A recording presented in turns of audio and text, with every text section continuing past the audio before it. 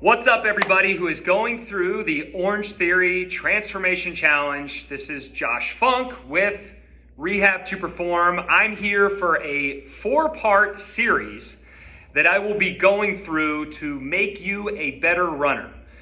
Part 1 is called preparation.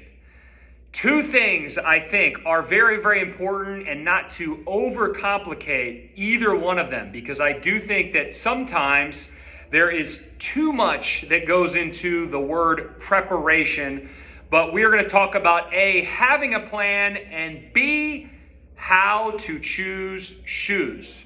So when it comes to having a plan, just set one goal. We do not need you to set a million goals when it comes to your running. Do you want to run at a faster pace when it comes to all out? Do you want to be able to run for a certain amount of time outside of OrangeTheory? Maybe you're using OrangeTheory for some kind of cross training.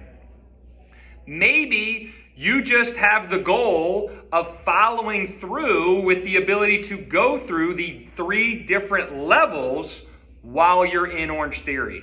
But try to set one goal, knowing that if we put too many things on our plate, it's sometimes difficult which one to pick. If you're talking about picking a goal that is more related to a distance event outside of OrangeTheory, there's also couch to 5K programs. There are how to build up to a 10K program. Do not necessarily think that you need to do this on your own. There are playbooks out there. Use your resources online or reach out to somebody who may be a runner at your OrangeTheory studio. The second piece, shoes. I do not want to overcomplicate this area. I think that there are people that are very qualified that you can go see. There's companies such as Fleet Feet and Charm City Run that come to mind, where they will spend time with you and find you a shoe that may be best for you. If I had to oversimplify, we've got a neutral shoe and we've got a stability shoe. The stability shoe is more suited for somebody who has difficulty with pronating, may have a little bit more of a flat foot presentation. And the neutral shoe is for somebody that maybe has less issues with pronating or a flat foot. Things that I like to make sure that somebody has regardless, okay? And I'll even take off my own shoe, okay? The back of the shoe, I like having an even heel counter. I want the ground to be even underneath my heel in the back.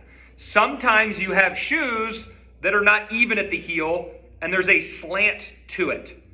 I'd rather avoid shoes that have a slanted heel that are attempting to control motion, but I'd much rather have motion control shoe address more in that midfoot area as opposed to putting the heel on a slant.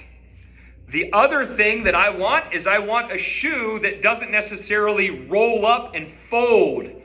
Much like, unfortunately, I can think of like a Nike Free. I do not want a very, very bendable shoe. Sometimes those shoes even make your balance worse just standing still. If I go back to that stability or motion control, a lot of that will come from the arch. So if you have a relatively firm arch, that should be beneficial for you. And then the other big thing that I think is beneficial as well is having a toe box that bends relatively easily. This is good for all athletic movement. And I do not want a big chunker of a shoe that does not allow my toes to interact, bend, and be athletic. If you have any questions on anything that I just talked about, be sure to leave something in the comments section below. But this is my part 1 on preparation for everybody who is trying to be a better runner.